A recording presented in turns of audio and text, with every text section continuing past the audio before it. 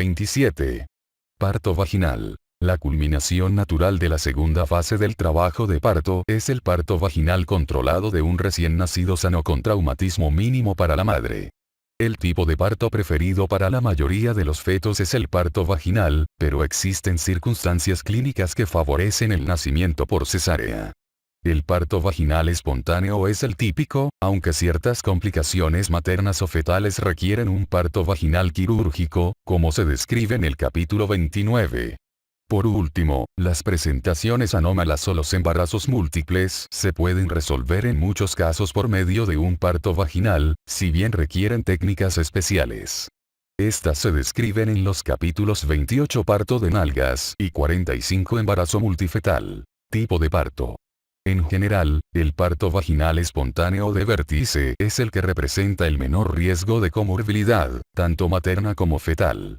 En comparación con la cesárea, el parto vaginal espontáneo tiene un índice menor de infección y hemorragia materna, complicaciones de la anestesia e histerectomía periparto, entre otras.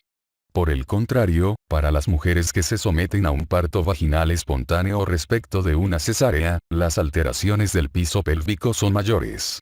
Sin embargo, los estudios longitudinales indican que las ventajas conseguidas con la cesárea para proteger el piso pélvico se pierden conforme la mujer envejece. Durante su congreso, State of the Science Conference, el comité de los National Institutes of Health señaló que la frecuencia de incontinencia urinaria de esfuerzo después de la cesárea electiva es menor después del parto vaginal. No obstante, la duración de esta protección se desconoce, sobre todo en mujeres mayores y multíparas.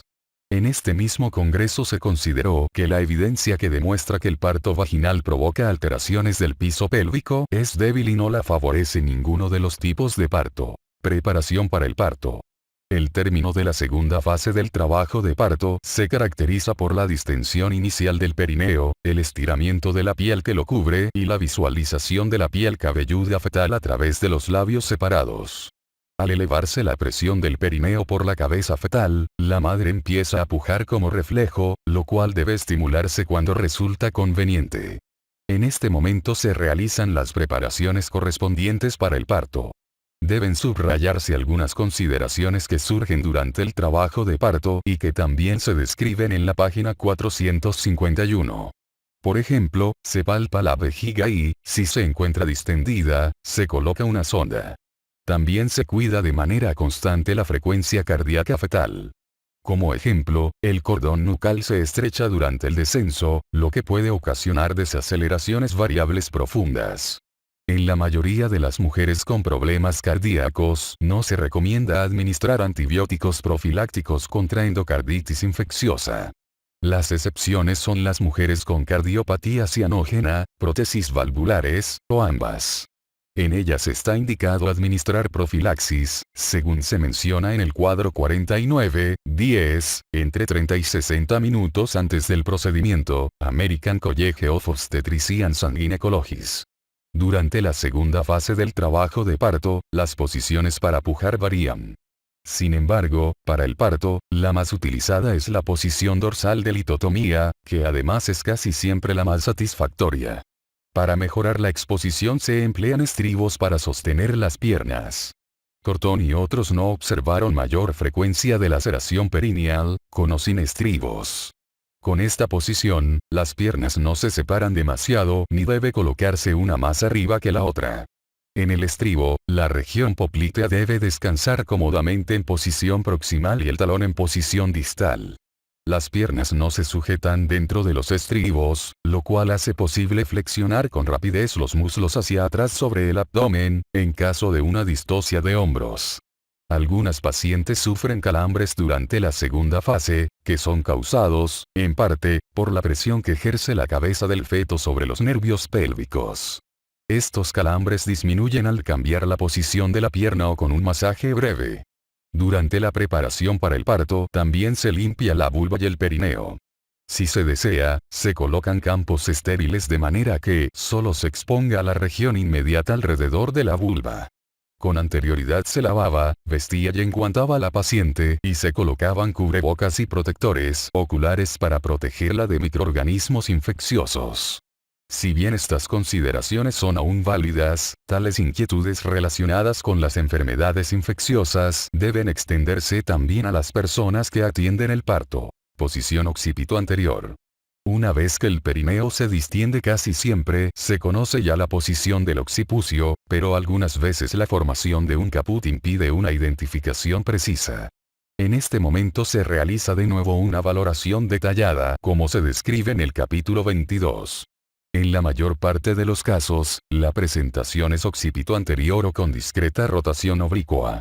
Quizá en 5% de los casos se identifica una presentación occipito posterior persistente. En raras ocasiones, el vértice aparece en posición occipito transversa cuando la cabeza sale por el perineo. Nacimiento de la cabeza. Con cada contracción, la cabeza fetal dilata el orificio vulvovaginal, forma un óvalo y al final produce un orificio casi circular, figura 27.1. Cuando el anillo vulvar rodea el diámetro mayor de la cabeza se conoce como coronación. A menos que se haya realizado una episiotomía, como ya se describió, el perineo se adelgaza y, en particular en las nulíparas, algunas veces se lacera de modo espontáneo. El ano se distiende y se observa con facilidad la pared anterior del recto. Con anterioridad resultaba controversial la realización sistemática de una episiotomía. En realidad, esta incrementa el riesgo de lacerar el esfínter anal externo, el recto, o ambos. Por el contrario, las laceraciones anteriores que abarcan la uretra y los labios son frecuentes en las mujeres sin una episiotomía. La mayoría, incluidos los autores, individualiza cada caso y no realiza episiotomías sistemáticas. Para prevenir una laceración vaginal espontánea, muchos cirujanos aplican masaje perineal durante el parto para aumentar el tamaño del introito y facilitar la salida de la cabeza. Con esta técnica se toma el perineo en la línea media con ambas manos y se usan el pulgar y el dedo opuesto. A continuación, se estira hacia afuera y hacia un lado varias veces. La evidencia que demuestra ventajas de esta técnica es limitada y los resultados en cuanto a protección perineal antes o durante el parto es inconsistente. Cuando la cabeza distiende la vulva y el perineo lo suficiente para abrir el introito vaginal hasta un diámetro de 5 centímetros o más, se puede emplear una mano enguantada para sostener el perineo, figura 27.2.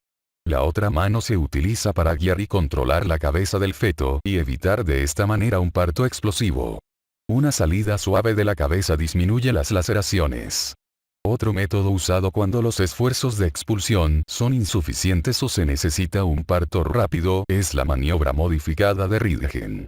Con ella, dos dedos enguantados debajo de un campo ejercen presión sobre el mentón del feto a través del perineo justo frente al cóccix.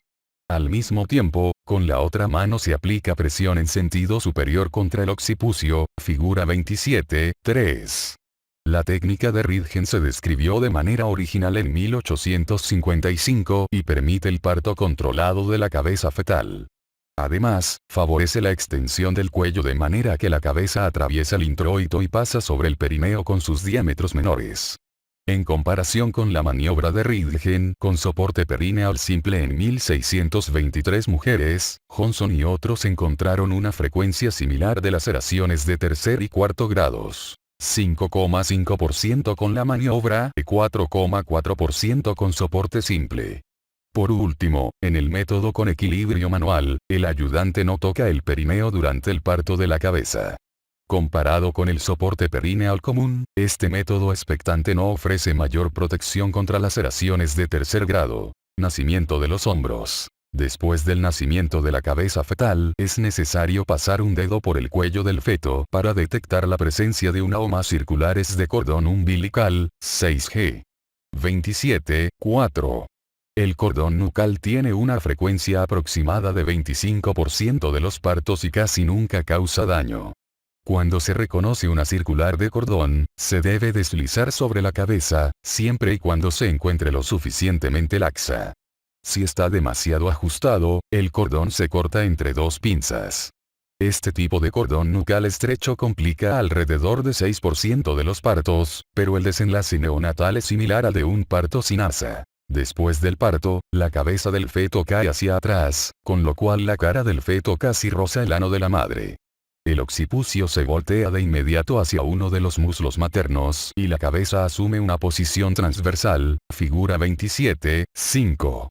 Esta rotación externa indica que el diámetro biacromial, que es el diámetro transversal del tórax, ha rotado en el diámetro antero-posterior de la pelvis. Por lo general, los hombros aparecen en la vulva poco después de la rotación externa y salen de manera espontánea.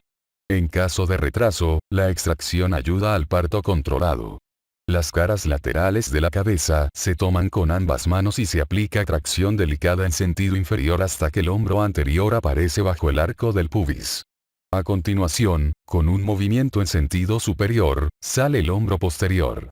Durante el parto es importante evitar una fuerza súbita o intensa para no dañar el plexo braquial. Después de los hombros sale el resto del cuerpo casi sin dificultad.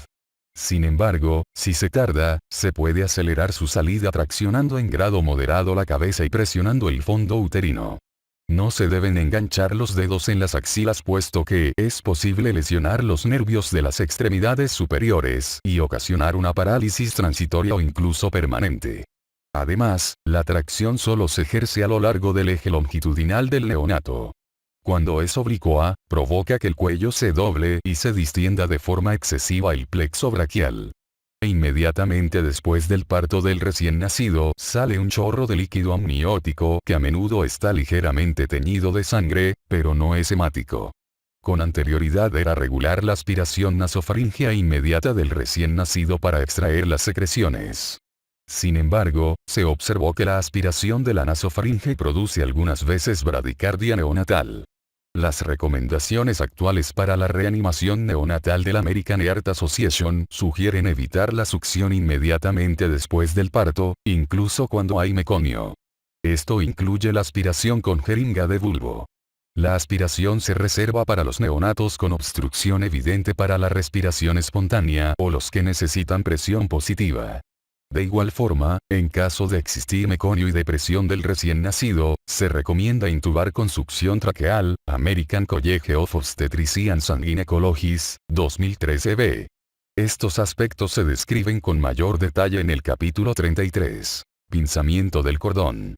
El cordón umbilical se corta entre dos pinzas colocadas a 6 y 8 centímetros del abdomen fetal y a continuación se aplica una pinza en el cordón umbilical a 2 a 3 centímetros de su inserción en el abdomen fetal.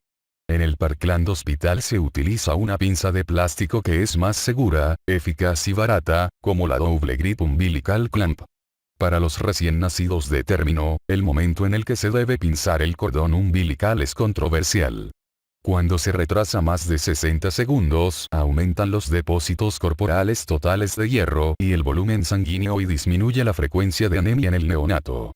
Este fenómeno es en particular útil en las poblaciones en las que es frecuente la deficiencia de hierro. Por el contrario, como se describe en la página 643, la mayor concentración de hemoglobina incrementa el riesgo de hiperbilirrubinemia y hospitalización prolongada para fototerapia neonatal. Asimismo, el pinzamiento tardío del cordón dificulta la reanimación neonatal oportuna y necesaria. Por fortuna, en general, el pinzamiento tardío del cordón respecto del pinzamiento temprano no repercute en la calificación de ahogar, el pH del cordón umbilical o la dificultad respiratoria ocasionada por policitemia.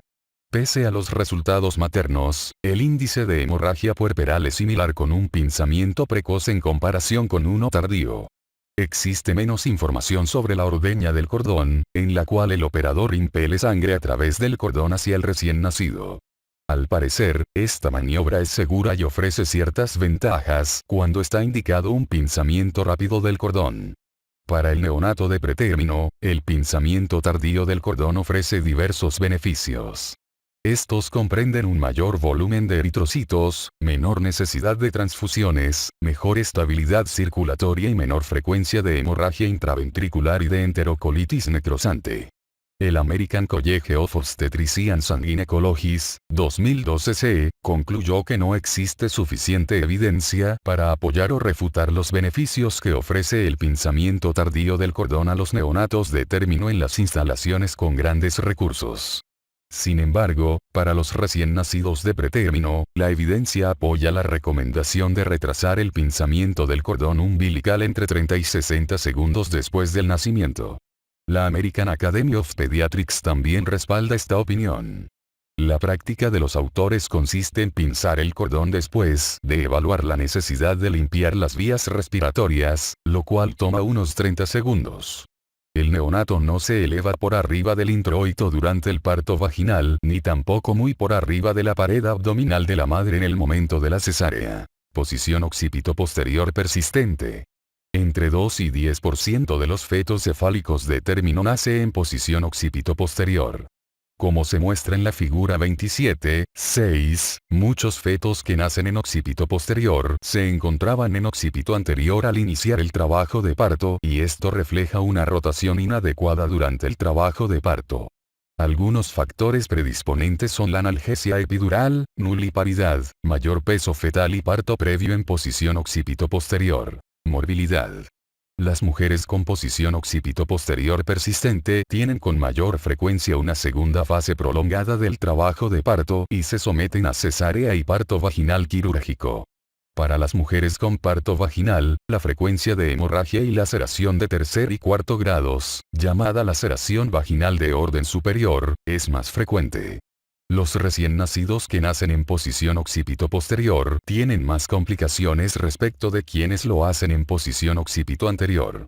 Cheng y otros, 2006b, compararon los resultados de 2.591 mujeres que tuvieron partos con occipito posterior persistente en comparación con los nacimientos de 28.801 mujeres con fetos en posición occipito anterior. Casi todas las complicaciones observadas fueron más frecuentes en la posición occipito posterior persistente. Solo 46% de estas mujeres tuvo partos espontáneos y el resto debió someterse al 9% de las cesáreas realizadas. Estos investigadores también observaron que la posición occipito posterior durante el parto tiene una mayor frecuencia de resultados neonatales adversos a corto plazo, como acidemia en el cordón umbilical, traumatismo durante el parto, calificación de Apgar -7, ingreso a la unidad de cuidados intensivos neonatales, entre otras. Ponkey y Fitzpatrick y otros publicaron resultados similares. Se han investigado diversos métodos para prevenir la posición occipito posterior persistente y su morbilidad. En primer lugar, la exploración digital para identificar la posición de la cabeza fetal no es muy precisa, pero es posible recurrir a la ecografía para aumentar la precisión. Esta información ofrece una explicación de la segunda fase prolongada del trabajo de parto o bien identifica a las pacientes apropiadas para realizar una rotación manual. Por el contrario, los cambios de la posición materna antes del trabajo de parto o durante él no reduce la frecuencia de posición occipito posterior persistente. Parto en posición occipito posterior persistente. El nacimiento de un feto con posición occipito posterior puede ser espontáneo o vaginal quirúrgico. En primer lugar, cuando la pelvis es amplia y el orificio vaginal y el perineo se encuentran relajados por partos previos, casi siempre se trata de un parto espontáneo rápido. Por el contrario, si el orificio vaginal es resistente al estiramiento y el perineo se encuentra firme, la segunda parte del trabajo de parto es mucho más prolongada. Durante cada esfuerzo de expulsión la cabeza choca más contra el perineo que en la posición occipito anterior. Esto genera una mayor frecuencia de laceraciones perineales de orden elevado. En algunos casos, el parto vaginal espontáneo por una posición occipito posterior no parece posible o es necesario un parto rápido. En este caso se prefiere la rotación manual con parto espontáneo con una posición occipito anterior. Esta técnica se describe con detalle en la página 580. La rotación es satisfactoria en 47 a 90% de los casos. Como cabría esperar, la frecuencia de cesáreas, laceraciones vaginales y hemorragia materna después de la rotación a posición occipito anterior y parto vaginal es menor. La desventaja es que la rotación manual tiene una mayor frecuencia de laceración cervical. Por consiguiente, es importante inspeccionar de manera minuciosa el cuello uterino después de la rotación. Para un parto exigente se puede aplicar un forceps o un aspirador en la posición occipito posterior persistente. Muchas veces se realiza esto en conjunto con una episiotomía. Además, cuando la cabeza se encuentra encajada, el cuello uterino completamente dilatado y la pelvis adecuada, se puede intentar una rotación con forceps. Estas circunstancias prevalecen cuando los esfuerzos de expulsión de la madre durante la segunda fase son ineficaces.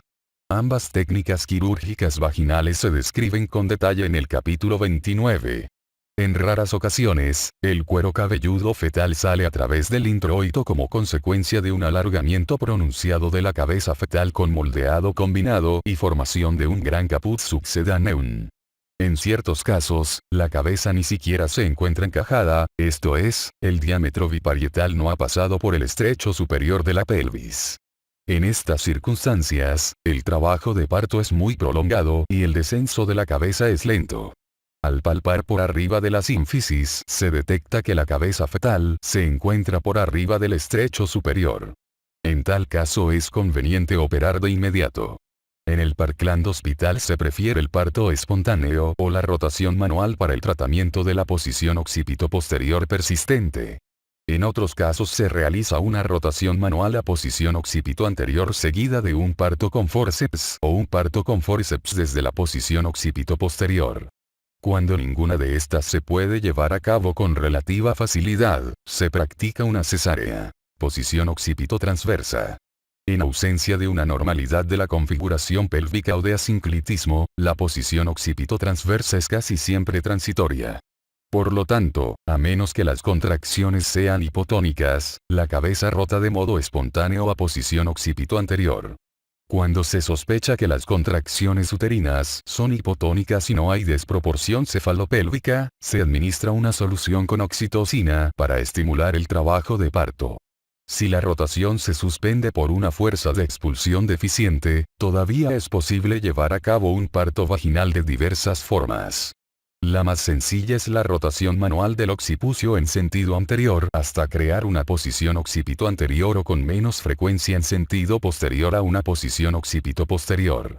Si cualquiera de estas es satisfactoria, Leray y otros publicaron una frecuencia de cesáreas de 4 frente a 60% en las mujeres en quienes la rotación manual no fue satisfactoria. Algunos autores recomiendan rotar con forceps de Kielland desde la posición occipito transversa persistente, como se describe en el capítulo 29. Estos forceps se emplean para rotar el occipucio hacia la posición anterior y el parto se lleva a cabo con el mismo forceps o se sustituye con uno de Simpson o Tucker-McLane. En algunos casos existe una causa subyacente que provoca la posición occipito transversa persistente y no se resuelve con facilidad. Por ejemplo, la pelvis platipeloide es plana en sentido antero-posterior y la pelvis androide tiene forma de corazón.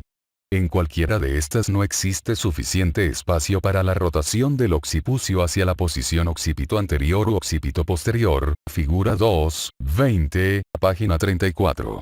Es por esta razón que es importante evitar una fuerza excesiva con el forceps durante el parto. Distocia de hombros. Una vez que sale la cabeza fetal durante el parto vaginal, el resto del cuerpo no siempre sale con tanta rapidez. Algunas veces, el hombro anterior del feto se atora entre la sínfisis del pubis y no se expulsa con la tracción normal que se ejerce en sentido inferior y los pujidos maternos. Puesto que el cordón umbilical se comprime dentro del canal del parto, esta distocia constituye una urgencia. Existen varias maniobras, además de la tracción de la cabeza fetal en sentido inferior, que sirven para liberar el hombro. Aquí se necesita un trabajo en equipo, en el cual son fundamentales la comunicación efectiva y el liderazgo. No existe un consenso en cuanto a la definición específica de la distocia de hombros. Algunos investigadores se concentran en la necesidad de realizar maniobras para liberar el hombro, mientras que otros usan el intervalo que transcurre entre el parto de la cabeza y el del cuerpo para definirla.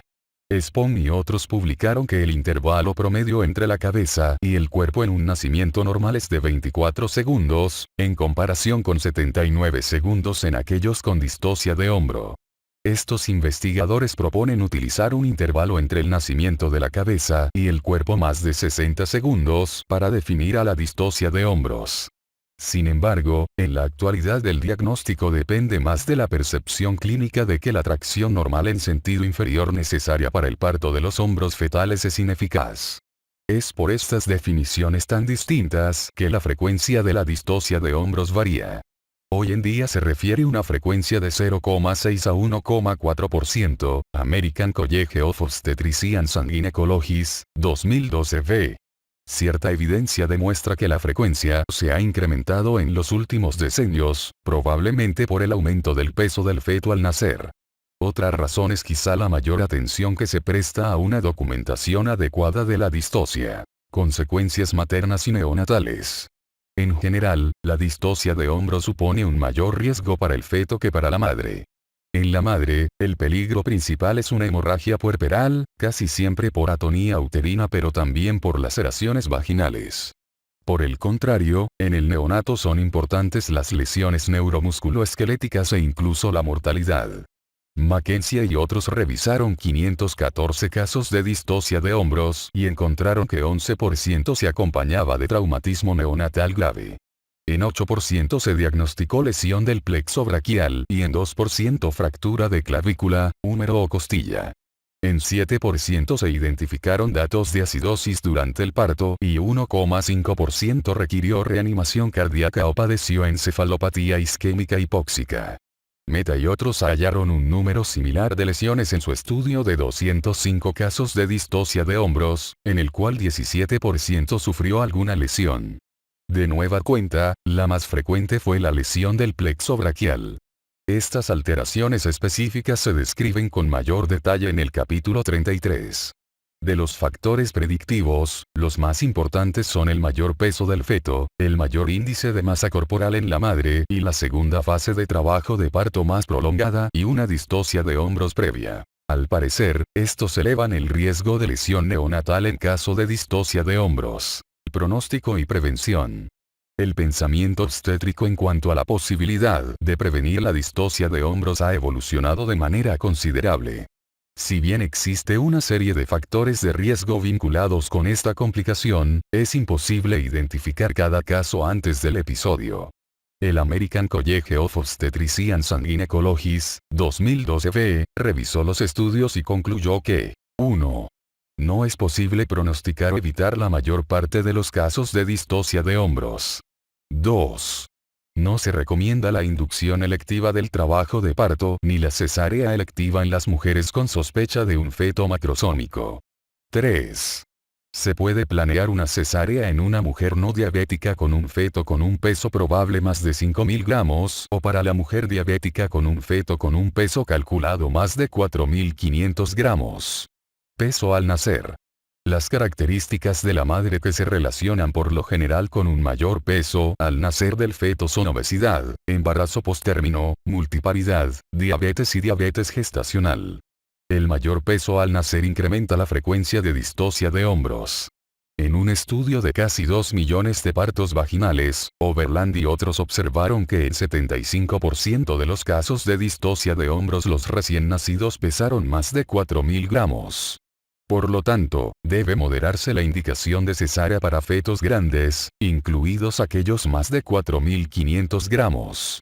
Rose y Owen concluyeron que una indicación de cesárea profiláctica para fetos macrosómicos representaría más de 1.000 cesáreas con su morbilidad correspondiente, así como millones de dólares para evitar una sola lesión permanente del plexo braquial. Factores durante el parto. Una serie de características del trabajo de parto se ha vinculado con una mayor frecuencia de distocia de hombros y comprende segunda fase prolongada de trabajo de parto, parto vaginal quirúrgico y distocia previa de hombros. De estas, el riesgo de distocia recurrente de hombros varía de 1 a 13%. Para muchas mujeres con distocia previa de hombros es razonable ofrecer una prueba de trabajo de parto.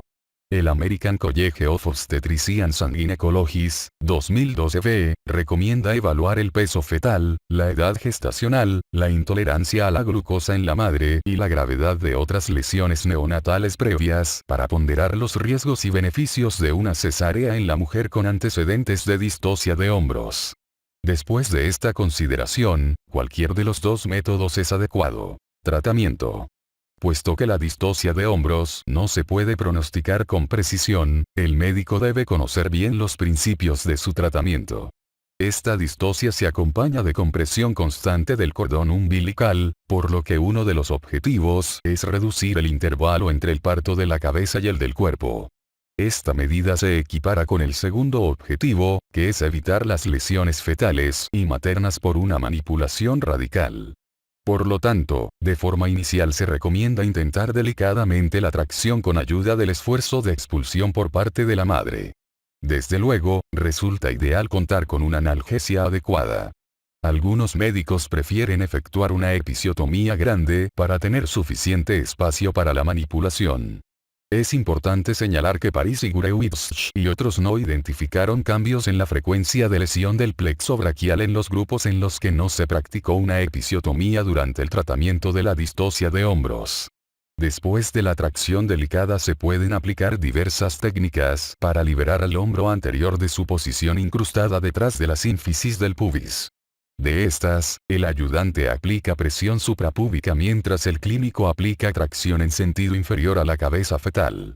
La presión se ejerce con la eminencia tenar de la mano sobre el hombro anterior alojado por arriba y detrás de la sínfisis. De esta manera, el hombro anterior se deprime o rota, o ambas cosas, de tal manera que los hombros ocupan el plano oblicuo de la pelvis y es posible liberar el hombro anterior. Gonit y otros describieron la maniobra de Mcroberts, que toma su nombre de William A. Mcroberts Jr., quien difundió su aplicación en la University of Texas en Houston. Esta maniobra consiste en retirar las piernas de los estribos y flexionarlas sobre el abdomen, figura 27.7.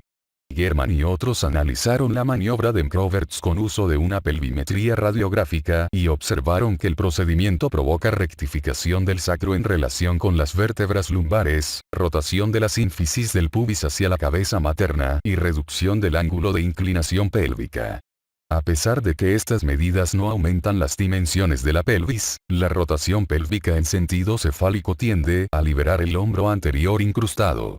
Gonit y otros probaron la posición de Mcroberts en forma objetiva con modelos de laboratorio y observaron que la maniobra produce las fuerzas necesarias para liberar el hombro fetal. Otra maniobra es el parto del hombro posterior, que consiste en pasar con delicadeza el brazo posterior del feto sobre su tórax, seguido del parto del brazo. A continuación, la cintura escapular se rota hacia uno de los diámetros oblicuos de la pelvis hasta lograr el parto del hombro anterior, figura 27.8. Watts publicó que al girar de manera progresiva el hombro posterior a centésimo octogésimo en forma espiral, el hombro anterior incrustado se libera. Este procedimiento se denomina a menudo maniobra de sacacorcho de Watts, figura 27.9. Rubin recomendó dos maniobras. En primer lugar, los hombros del feto se mueven de un lado al otro ejerciendo fuerza sobre el abdomen materno. Si no se obtiene el resultado deseado, la mano pélvica llega hasta el hombro fetal más fácilmente accesible, que a continuación se empuja hacia la superficie anterior del tórax. Esta maniobra logra la abducción de ambos hombros, lo que a su vez produce un diámetro menor entre hombro y hombro. De esta manera es posible desplazar el hombro anterior desde su ubicación por detrás de la sínfisis, figura 27.10. Es importante señalar que el paso de una maniobra a otra debe ser organizado y metódico. Como ya se dijo antes, la urgencia de aliviar la distocia se debe ponderar respecto de las fuerzas de la tracción y manipulación que pueden ser nocivas. Lerner y otros en su evaluación de 127 casos de distocia de hombro hallaron que todos los neonatos sin secuelas por distocia de hombro nacieron en 4 minutos. Por el contrario, la mayoría de los recién nacidos deprimidos, 57%, había tenido un intervalo entre el parto de la cabeza y el cuerpo más de 4 minutos. El porcentaje de neonatos deprimidos se elevó en grado significativo después de 3 minutos. También se puede intentar la fractura deliberada de la clavícula anterior utilizando el pulgar para presionarla contra la rama del pubis y liberar el hombro atorado. Sin embargo, en la práctica es difícil fracturar de forma deliberada la clavícula de un neonato grande. Si se tiene éxito, la fractura cicatriza con rapidez y casi siempre es inocua en comparación con una lesión del nervio braquial, asfixia o muerte. Ibard recomendó aplicar presión en la mandíbula y el cuello del feto en dirección del recto materno, mientras el asistente ejerce presión intensa sobre el fondo uterino al liberar el hombro anterior. Sin embargo, la presión intensa en el fondo, mal aplicada, da lugar a que el hombro anterior se incruste aún más. Gross y otros señalaron que la presión fúndica en ausencia de otras maniobras tiene como resultado un índice de complicaciones de 77% y se vincula con daños ortopédicos y neurológicos fetales. Sandberg informó la maniobra de Sabanelli para reposicionar la cabeza en la pelvis seguida de una cesárea. La primera parte de la maniobra consiste en regresar la cabeza a la posición occipito anterior o posterior. Se administran 0,25 miligramos de terbutalina por vía subcutánea para provocar relajación uterina. El médico flexiona la cabeza y la empuja lentamente de nueva cuenta dentro de la vagina. A continuación, lleva a cabo una cesárea. Sandberg revisó 103 casos publicados en los que se recurrió a la maniobra de Sabanelli. Tuvo éxito en 91% de los casos cefálicos y en todos los casos de atrapamiento de la cabeza pélvica. Pese al reposicionamiento satisfactorio, se produjeron diversas lesiones en el feto que también pudieron ser resultado de las manipulaciones múltiples empleadas antes de la maniobra de Sabanelli. Se describieron 6 óbitos, 8 muertes neonatales y 10 recién nacidos con daño cerebral. También se observó un caso de rotura uterina. La sinfisiotomía, en la cual se secciona el cartílago sinfisario intermedio y gran parte de su soporte ligamentoso para ensanchar la sínfisis del pubis, como se describe en la página 567, se ha utilizado con éxito para la distocia de hombros. Godwin y otros publicaron 3 casos en los que se practicó una sinfisiotomía una vez que la maniobra de Sabanelli fracasó. Los 3 neonatos murieron y la morbilidad materna fue significativa por lesión de las vías urinarias. La cleidotomía consiste en seccionar la clavícula con tijera o algún otro instrumento cortante y casi siempre se efectúa en un feto muerto. Hernández y Wendell sugirieron usar una simulación de distocia de hombros para organizar mejor el tratamiento de urgencia. 1. Pedir ayuda. Organizar a los ayudantes, el personal de anestesia y pediatría. Al principio se tracciona con delicadeza. En caso de distensión vesical, se coloca una sonda. 2. Muchas veces conviene llevar a cabo una episiotomía amplia para tener suficiente espacio en la zona posterior. 3. La mayoría de los médicos utiliza al principio presión suprapúbica por su sencillez. Solo se necesita un ayudante que es el que ejerce la presión suprapúbica en tanto el médico tira de la cabeza fetal hacia abajo. 4. Para la maniobra de Croverts se necesitan 2 ayudantes. Cada uno toma una pierna y flexiona el muslo de la madre contra el abdomen. Estas maniobras resuelven la mayor parte de los casos de distocia de hombros. Si los pasos anteriores fracasan, se puede intentar lo siguiente y cualquiera de las maniobras se puede repetir. 5. Se intenta el nacimiento del brazo posterior. Sin embargo, cuando el brazo se encuentra por completo extendido esto es difícil de conseguir. 6. Se aplica la maniobra del sacacorcho de Watts. 7. Se intenta la maniobra de Rubin. Las demás técnicas se reservan casi siempre para los casos en los que han fracasado las otras maniobras. Estas comprenden la fractura intencional de la clavícula anterior y la maniobra de Sabanelli. El American College of Obstetricians and Gynecologists, 2012b, concluyó que ninguna maniobra es mejor que otra para liberar el hombro atorado o reducir la probabilidad de una lesión. Sin embargo, la de Croverts se considera la maniobra inicial más razonable. El American College of Obstetricians and Gynecologists, 2012b, también creó una lista de seguridad de la paciente para guiar la documentación en la distocia de hombros. El entrenamiento y los protocolos sobre distocia de hombros que emplean simuladores se basan en diversas evidencias. Estas herramientas mejoran el desempeño y la retención de los pasos a seguir. Su aplicación ha posibilitado un mejor resultado neonatal en algunas investigaciones, mas no en todas. Casos especiales. El parto vaginal típico es desafiante en las mujeres con limitaciones perineales o con un feto anómalo grande. Aquí se describe el parto con cirugías reconstructivas pélvicas previas y aquellas con cicatrices por mutilación genital femenina. Las necesidades especiales de las mujeres con tabiques vaginales congénitos, condilomas grandes, enfermedad de Crohn o conjuntivopatía se describen en los capítulos que analizan esos temas. Mutilación genital femenina. Llamada en forma equivocada circuncisión femenina, la mutilación se refiere a la modificación vulvar y perineal, innecesaria desde el punto de vista médico. En Estados Unidos, la cirugía genital innecesaria en una niña menor de 18 años de edad es un crimen federal. En consecuencia, la mutilación genital femenina se lleva a cabo en diversos países de África, Medio Oriente y Asia. En el mundo, hasta 130 millones de mujeres han sufrido alguno de estos procedimientos y cerca de 230.000 viven en Estados Unidos. En estos casos es fundamental la conciencia social, ya que muchas mujeres pueden ofenderse si se les sugiere que han sido agredidas o mutiladas. American College of Obstetricians and Gynecologists. La Organización Mundial de la Salud clasifica las mutilaciones genitales en 4 tipos, cuadro 27, 1. Sus complicaciones comprenden infecundidad, dismenorrea, menor calidad de vida sexual y propensión a padecer infecciones vulvovaginales. En general, las mujeres con síntomas intensos después de un procedimiento tipo 3 son elegibles para una cirugía correctiva. De forma específica, la división del tejido cicatricial de la línea media para abrir otra vez la vulva se denomina desfibulación o desinfibulación. La mutilación genital femenina se ha vinculado con ciertas complicaciones maternas y neonatales adversas. La Organización Mundial de la Salud calculó que estos procedimientos incrementan la morbilidad perinatal entre 10 y 20 por cada 1000. Algunos investigadores han observado un riesgo ligeramente mayor de trabajo de parto prolongado, cesárea, hemorragia puerperal y muerte neonatal temprana. Es importante señalar que las consecuencias psiquiátricas muchas veces son profundas.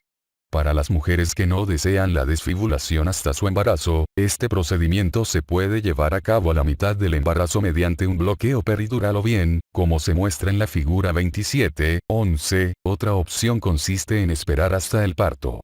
En las mujeres que no desean la desfibulación, es mayor la frecuencia de laceraciones del esfínter con el parto vaginal. Según la experiencia de los autores, la desfibulación durante el parto permite en muchos casos un parto vaginal satisfactorio sin mayores complicaciones. Cirugía reconstructiva pélvica previa. Estas operaciones se realizan cada vez con más frecuencia en mujeres de edad reproductiva y por lo tanto no es raro un embarazo después de estos procedimientos. Desde luego, existe inquietud en cuanto a la recurrencia de los síntomas después del parto vaginal y la información de calidad que ayuda a tomar decisiones basadas en evidencias es muy limitada. Para las mujeres sometidas a una intervención previa por incontinencia urinaria de esfuerzo se obtiene mayor protección contra incontinencia puerperal si se efectúa una cesárea. Dicho de otra manera, la mayoría de las mujeres sometidas a una operación previa contra la incontinencia puede someterse a un parto vaginal sin que los síntomas recurran. Asimismo, la cesárea no siempre es protectora. Sin duda, es importante ponderar la recurrencia de los síntomas y la necesidad de otra cirugía vaginal respecto del riesgo quirúrgico de la cesárea. En las que se han sometido a un procedimiento quirúrgico previo por incontinencia anal o prolapso de órganos pélvicos, la información es mínima. Estos casos se deben individualizar. Fetos anómalos. De modo ocasional, el parto se dificulta por una macrocefalia excesiva secundaria a hidrocefalia o bien por un abdomen fetal grande por una vejiga muy distendida, asitis o grandes riñones o hígado. En las variedades más leves de hidrocefalia, cuando el diámetro biparietal es menos de 10 centímetros o la circunferencia cefálica menos de 36 centímetros, se puede intentar el parto vaginal. En los casos raros en que el feto ha muerto o seguramente lo hará por las alteraciones que padece, también es razonable el parto vaginal, pero antes es importante reducir el tamaño de la cabeza o el abdomen. Es posible eliminar el líquido por medio de cefalocentesis o paracentesis con guía ecográfica durante el parto. Para los fetos hidrocefálicos que se encuentran en posición pélvica, se puede realizar una cefalocentesis suprapúbica cuando la cabeza última penetra en la pelvis. En los casos que exigen una cesárea, la eliminación de líquido antes de la histerotomía evita la necesidad de extender la incisión transversal baja o vertical. Tercera fase del trabajo de parto. Alumbramiento. La tercera fase del trabajo de parto empieza inmediatamente después del nacimiento fetal y termina con la expulsión de la placenta. Los objetivos son obtener una placenta íntegra y evitar la inversión uterina o la hemorragia puerperal. Estas dos son complicaciones graves del parto y constituyen urgencias, como se describe en el capítulo 41. El tamaño del fondo uterino y su consistencia se examinan inmediatamente después del nacimiento del neonato. Si el útero permanece firme y no existe hemorragia abundante, se espera hasta que la placenta se separa de manera espontánea. No se aplica masaje, pero el fondo se palpa con frecuencia para comprobar que no existe atonía ni se llena de sangre por la separación placentaria. Para prevenir una inversión uterina, no debe tirarse del cordón umbilical para extraer la placenta. Tampoco se fuerza la extracción placentaria antes de su separación. Los signos de separación comprenden salida repentina de sangre en la vagina, un fondo uterino globular y más duro, alargamiento del cordón umbilical conforme la placenta desciende en la vagina y elevación del útero en el abdomen. Con este último, la placenta, una vez separada, sale hacia el segmento uterino inferior y la vagina. En ese punto impele al útero hacia arriba. Estos signos aparecen algunas veces dentro del primer minuto después del parto del recién nacido y casi siempre en los primeros 5 minutos. Una vez que la placenta se separa de la pared uterina, es importante establecer la contracción del útero. Se le pide a la madre que puje y la presión intraabdominal suele expulsar la placenta hacia la vagina. Sin embargo, no siempre es posible que la madre ayude debido a la analgesia. Después de revisar la contracción uterina, se presiona con una mano el fondo para expulsar la placenta separada hacia la vagina, figura 27:12. El cordón umbilical se mantiene tenso sin tirar de él. Al mismo tiempo, con la eminencia tenar de la mano se ejerce presión en sentido inferior entre la sínfisis del pubis y el fondo uterino. De esta manera se previene la inversión uterina. Una vez que la placenta atraviesa el introito, se libera la presión del útero. A continuación, la placenta se retira, figura 27:13. Es importante no romper las membranas placentarias. Si comienzan a romperse, se sujetan con una pinza para retirarlas con delicadeza, figura 27:14. Extracción manual de la placenta. Algunas veces, la placenta no se separa de inmediato. Esto es en particular frecuente en los partos de pretérmino. Cuando existe hemorragia y no es posible extraer la placenta con la técnica ya descrita, está indicado extraerla en forma manual con las precauciones descritas en la página 784.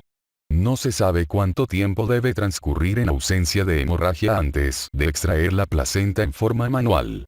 Si aún persiste analgesia del trabajo de parto, muchos obstetras proceden a extraer de forma manual la placenta que no se separa por sí sola cuando han terminado los cuidados del recién nacido.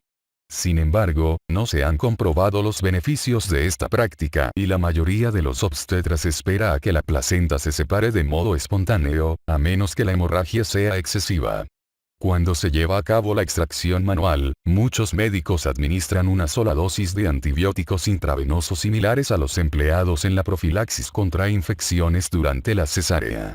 El American College of Obstetricians and Gynecologists ha concluido que no existe información suficiente para apoyar u objetar esta práctica. Manejo de la tercera fase. Las acciones realizadas durante la tercera fase del trabajo de parto se dividen en manejo fisiológico o activo. El primero, o expectante, supone esperar los signos de la separación placentaria y permitir que la placenta salga de manera espontánea, con ayuda del estímulo del pezón o la gravedad, Organización Mundial de la Salud. Por el contrario, el manejo activo de la tercera fase del trabajo de parto consiste en pinzar con rapidez el cordón, traccionarlo en forma controlada durante el alumbramiento de la placenta y administrar de inmediato uterotónicos profilácticos. El objetivo de esta triada es limitar la hemorragia puerperal. Además, muchos especialistas recomiendan el masaje uterino después del alumbramiento de la placenta para prevenir la hemorragia puerperal. Los autores apoyan esta medida, aunque la evidencia no es suficiente. Como ya se mencionó, el pinzamiento inmediato del cordón no incrementa la frecuencia de hemorragia puerperal y por tanto constituye un componente menos importante de esta tríada. Asimismo, la tracción del cordón es menos crucial. Por consiguiente, los factores más importantes para reducir la hemorragia puerperal son al parecer los uterotónicos. Algunos ejemplos son oxitocina, misoprostol, carboprostil, los derivados del cornezuelo del centeno, sobre todo ergonovina y metilergonovina. Fuera de Estados Unidos se emplea una combinación de oxitocina y ergonovina. También se dispone en otros países de carbetocina, que es un análogo de la oxitocina de acción prolongada y es efectiva para impedir la hemorragia durante la cesárea. De estos, la Organización Mundial de la Salud recomienda administrar oxitocina como fármaco de primera línea. Otras opciones cuando no está disponible la oxitocina son las ergotaminas y el misoprostol. Los uterotónicos se administran antes o después de la expulsión placentaria, sin aumentar la frecuencia de hemorragia puerperal o la retención placentaria o prolongar la tercera fase del trabajo de parto. Sin embargo, cuando se administran antes de la salida de la placenta, muchas veces queda atrapado un segundo gemelo no diagnosticado. En consecuencia, es importante palpar el abdomen para confirmar que no existen otros fetos. Dosis elevadas de oxitocina. La oxitocina sintética es idéntica a la que produce la hipófisis posterior. Su acción se observa aproximadamente al minuto y su semivida es de 3 a 5 minutos. Cuando se administra en forma de bolo provoca hipotensión profunda. Secher y otros notificaron que un bolo intravenoso de 10 unidades de oxitocina ocasiona un descenso transitorio y pronunciado de la presión arterial, con un incremento repentino del gasto cardíaco. Svanström y otros confirmaron estos hallazgos en 10 mujeres sanas después de una cesárea. El pulso promedio aumentó 28 latidos por minuto, la presión arterial media descendió 33 milímetros de mercurio y se reconocieron cambios electrocardiográficos de isquemia del miocardio acompañados de dolor torácico y molestias subjetivas. Estos cambios hemodinámicos son peligrosos en ocasiones en las mujeres que padecen hipovolemia por hemorragia o las que tienen alguna cardiopatía. Por lo tanto, no debe administrarse oxitocina por vía intravenosa en forma de bolo grande. En su lugar, se debe suministrar en solución diluida en forma continua como inyección intramuscular. Cuando se administra una dosis elevada de oxitocina en un gran volumen de solución, a base de dextrosa sin electrolitos, su acción antidiurética puede causar intoxicación hídrica. En un caso publicado, Schwartz y Jones describieron convulsiones en la madre y el recién nacido después de recibir 6,5 litros de una solución de dextrosa al 5% y 36 unidades de oxitocina antes del parto. La concentración plasmática de sodio en el cordón era de 114 miliequivalentes por litro. Por lo tanto, si se administran dosis elevadas de oxitocina durante un periodo prolongado, se debe aumentar su concentración en lugar de incrementar la cantidad de solución. Pese al uso sistemático de oxitocina, todavía no se establece una dosis profiláctica estandarizada para el parto vaginal o la cesárea. En un análisis de estudios en el que se compara la dosis de oxitocina, los investigadores encontraron que una dosis elevada en solución es más efectiva que una dosis inferior o que dosis fijas extendidas. Los autores acostumbran insertar un catéter intravenoso con una solución a la que se agregan 20 unidades, 2000 litros, de oxitocina por cada litro de solución. Esta solución se administra después de la expulsión de la placenta a un ritmo de 10 a 20 mililitros por minutos, 200 a 400 miliunidades por minutos, durante unos cuantos minutos hasta que el útero permanece firmemente contraído y se detiene la hemorragia. A continuación, el ritmo de la solución se reduce a 1 a 2 mililitros por minutos hasta que la madre se transfiere de la sala de recuperación a su habitación. Por lo general, en este momento se suspende la solución. En las mujeres que carecen de una vía intravenosa permeable, se administran 10 unidades intramusculares de oxitocina, ergonovina y metilergonovina. Estos alcaloides de la ergotamina poseen una actividad similar en el miometrio. En Estados Unidos solo se elabora en la actualidad la metilergonovina. Estas sustancias tienen requisitos de almacenamiento muy específicos puesto que se deterioran con rapidez cuando se exponen a la luz, el calor o la humedad. Ya sea por vía intramuscular o bucal, ambas son estimulantes poderosos de la contracción del miometrio y ejercen un efecto que persiste durante varias horas.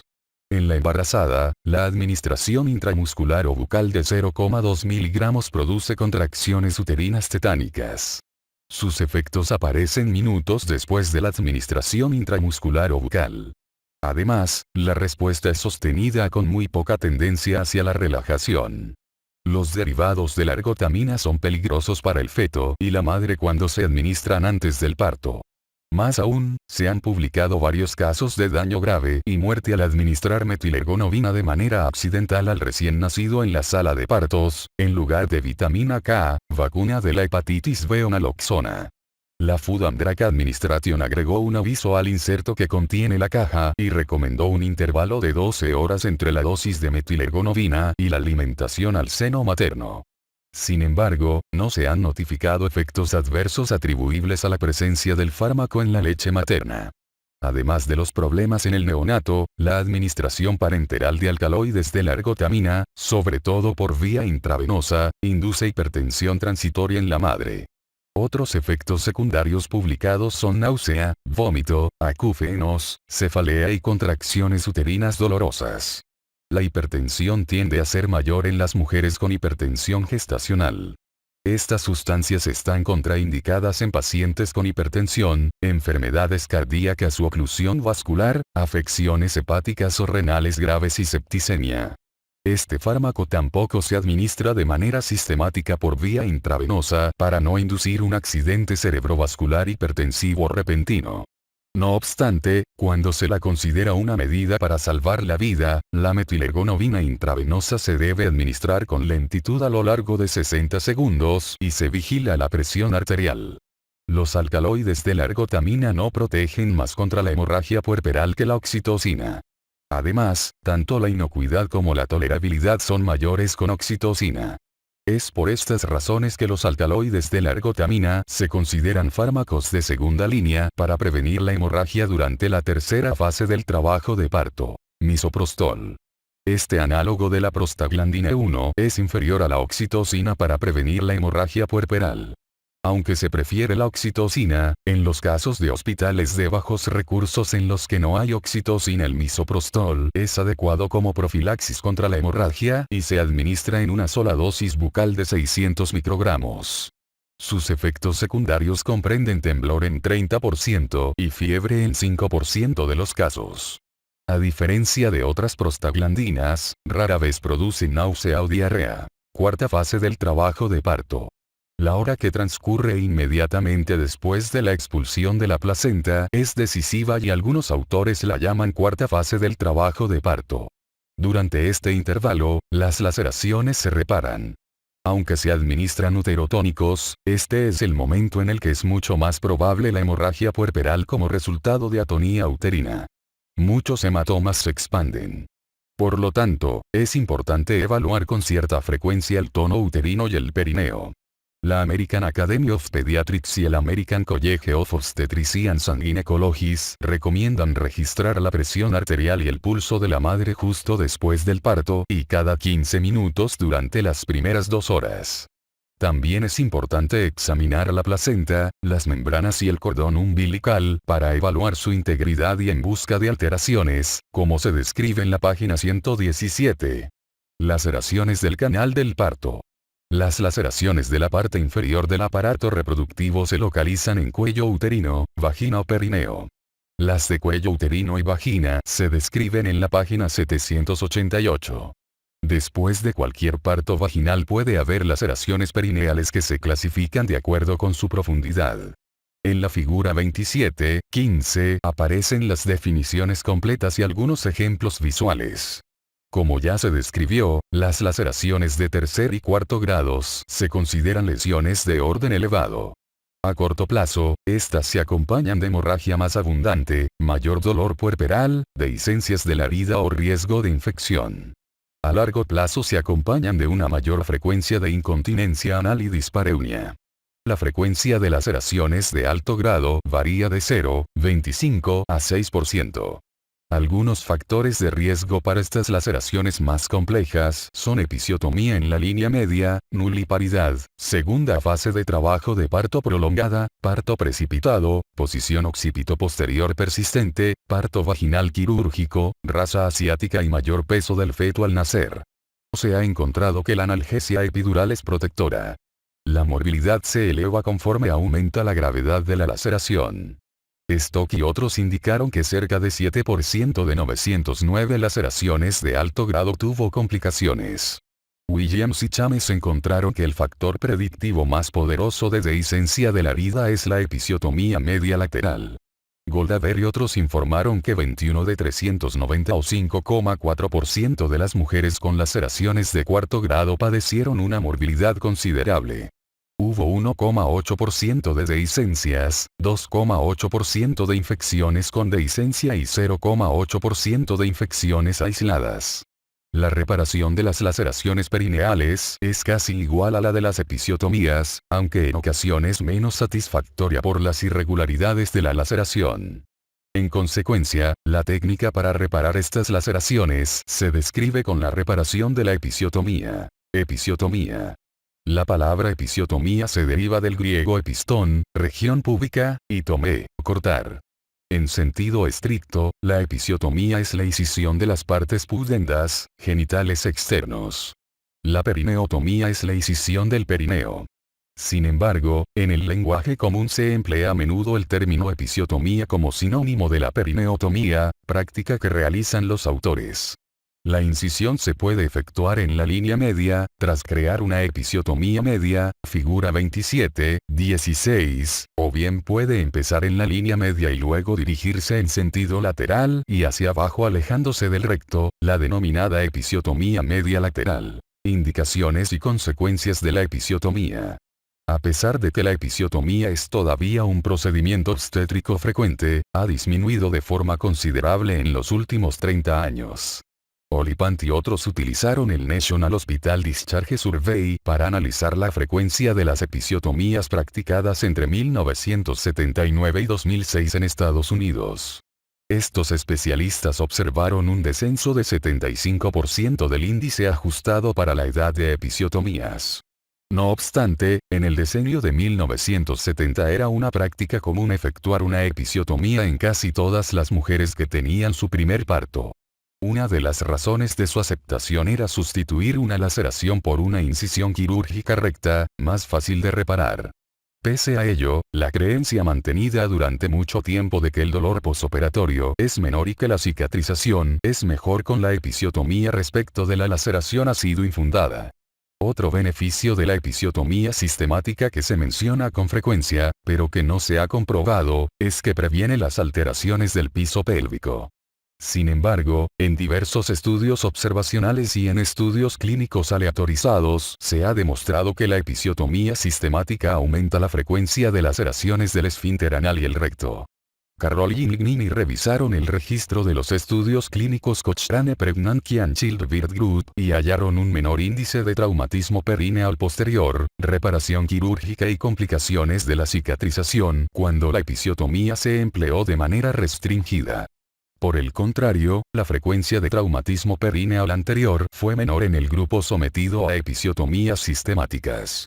Estos resultados hicieron posible comprender que la episiotomía no protege al perineo, sino que contribuye a la incontinencia del esfínter anal y eleva el riesgo de laceraciones de alto grado. Signorello y otros publicaron que la incontinencia fecal y flatulenta aumenta de 4 a 6 veces en las mujeres sometidas a una episiotomía, en comparación con el grupo de mujeres que parió con un perineo íntegro. Incluso frente a las laceraciones espontáneas, el riesgo de incontinencia fecal es 3 veces mayor con la episiotomía y el de incontinencia de flatulencia es 2 veces mayor. La episiotomía sin extensión no redujo el riesgo. Pese a la reparación de una extensión de tercer grado, entre 30 y 40% de las mujeres padece incontinencia anal a largo plazo. Por último, Alperin y otros señalaron que la episiotomía realizada en el primer parto confiere un riesgo 5 veces mayor de sufrir laceración de segundo grado mayor durante el segundo parto. El American College of Obstetricians and Gynecologists, 2013a, concluyó que conviene más limitar la episiotomía que practicarla en forma sistemática.